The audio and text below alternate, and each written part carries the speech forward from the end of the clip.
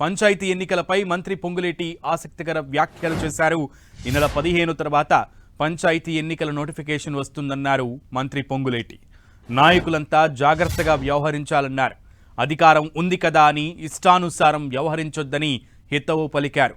అర్హులైన ప్రతి ఒక్కరికి ఇందిరమ్మ ఇళ్లు వస్తుందన్న ఆయన ప్రతి ధాన్యం గింజను కొనుగోలు చేస్తామని రైతులకు హామీ ఇచ్చారు. ఖమ్మం జిల్లా వైరా మండలంలో పర్యటించిన సందర్భంగా మంత్రి పొంగులేటి ఈ వ్యాఖ్యలు చేశారు. ఎన్నికలు వస్తున్నాయి.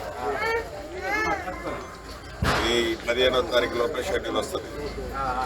తొలగించుకుంటూ వస్తాం లాస్ట్ దాకా కూడా. సో ఉన్నోళ్ళు లాస్ట్లో ముందు తొందరపడి కడితే లేని వాళ్ళకి ఇవ్వకుండా ఉన్న వాళ్ళకి కట్టుకుంటే చెడ్డ పేరు వస్తుంది. అది చూసుకొని ఎమ్మెల్యే గారు మీరు కోఆర్డినేట్ చేసుకుంటే మనకు అధికారం ఉందని నేను ఎమ్మెల్యే గారు టిక్కు పెట్టిన అనుకో మనకి మీకు రాజకీయంగా నష్టం జరుగుతుంది. రైట్. ఖమ్మం జిల్లాలో పర్యటిస్తున్న సందర్భంగా నాయకులందరికీ కూడా సున్నితమైన హెచ్చరికలు జారీ చేశారు. అలాగే అలర్ట్నెస్ కూడా ఇచ్చారు. పూర్తి సమాచారం మా ప్రతినిధి సైదులను అడిగి తెలుసుకుందాం. పొంగులేటి స్వీట్ వార్నింగ్ అనుకోవచ్చా సైదులు? సునీల్, రాష్ట్ర ప్రభుత్వం పంచాయతీ ఎన్నికలు నిర్వహించేందుకు సమాయత్తమవుతుంది.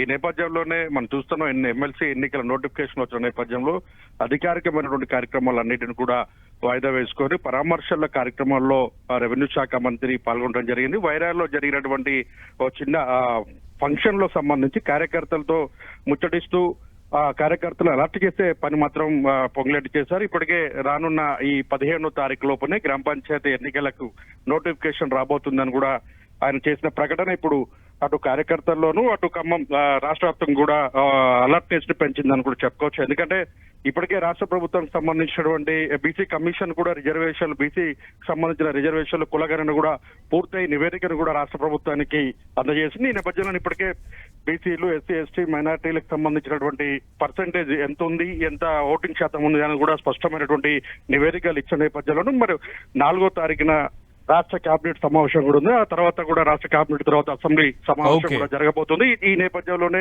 అప్రూవల్ తీసుకొని అసెంబ్లీ ఎన్నికలకు అంటే అసెంబ్లీ సమావేశంలోనే ఆమోదించిన తర్వాత పంచాయతీ ఎన్నికలకు వెళ్లేందుకు కూడా ఇప్పటికే సమాయత్తం కావాలి. అందుకు కార్యకర్తలు గ్రామాలలో కూడా అలర్ట్ ఉంటూ కూడా పార్టీని గెలిపించేందుకు సిద్ధంగా ఉండాలని కూడా ఆయన చేస్తూ ఆయన స్వీట్ గా అందరికి కూడా మందలించడం జరిగింది. దీంతో వాళ్ళంతా కూడా అలర్ట్ అయిన పరిస్థితి కనిపిస్తుంది. ఓవరాల్ గా అయితే మాత్రం పంచాయతీ ఎన్నికల హీట్ పెరిగిందని కూడా చెప్పుకొచ్చుతున్నాయి. ఓకే సైదులు.